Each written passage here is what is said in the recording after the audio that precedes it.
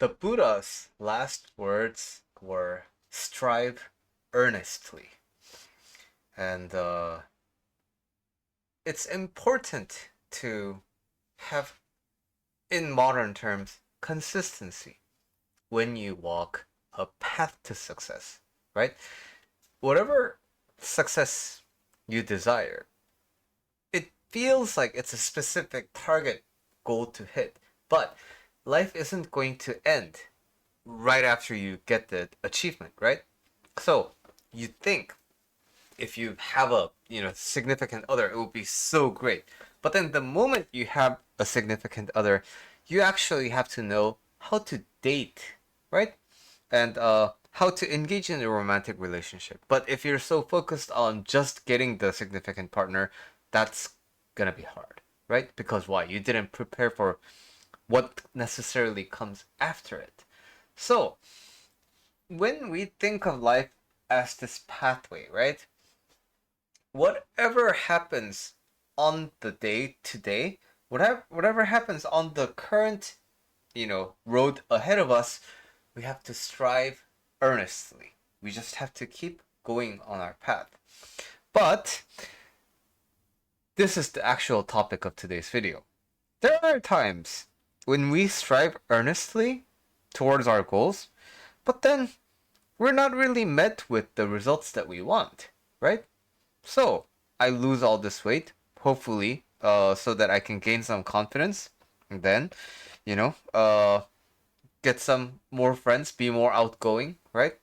And then I did lose some weight. I did strive earnestly, but confidence still isn't there. Still feel pretty fat, and I still feel really conscious of how other people are looking at me right now.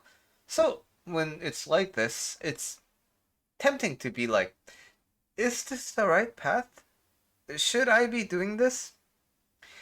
And the underlying premise of that question is, if I picked the right path, shouldn't I be rewarded with the right results?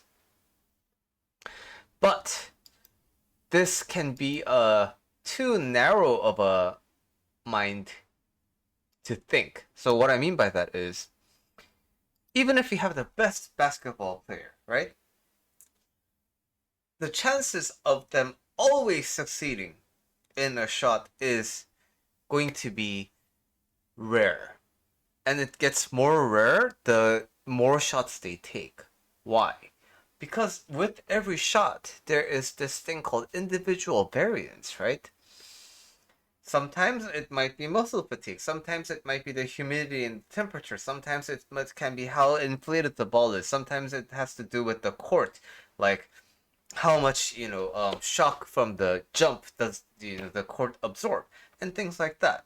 So because of this, even if you do everything right, there's a chance that you're not gonna get it. Even if you live your life right, there's nothing stopping a freak accident from happening, and then you just fucking dying, right? These are things that can happen. You can be the best boyfriend, you can be the best girlfriend, and then nothing's stopping your significant other from cheating. Why? Because they have their life too, right? Regardless of how you are treating them, they have their stuff to deal with, and then sometimes shit like that happens. So, we have to understand, just because we have the best intention, it doesn't mean that we are necessarily guaranteed the best results.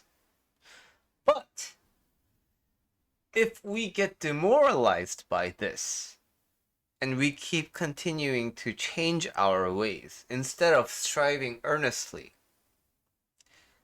that's when nothing really happens, because you're not really sticking up to something, right? So, even though the chances of 100% shot is very slim, the more you practice, the more you engage in the game, the more of a success rate you will generally trend towards, right? So the more sample sizes you bring into your life as you strive earnestly, the more likely it is you will see the results that you want. So, can you control your outcome? Nope. So, because of that, are you gonna quit? Because if you're gonna quit because of that, there's literally nothing you can do because there's nothing you can guarantee out of outcomes. So, if all the outcomes are not going to be guaranteed, are you not going to do anything? You gotta do something, right?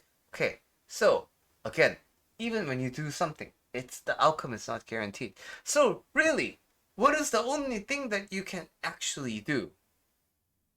Just strive earnestly.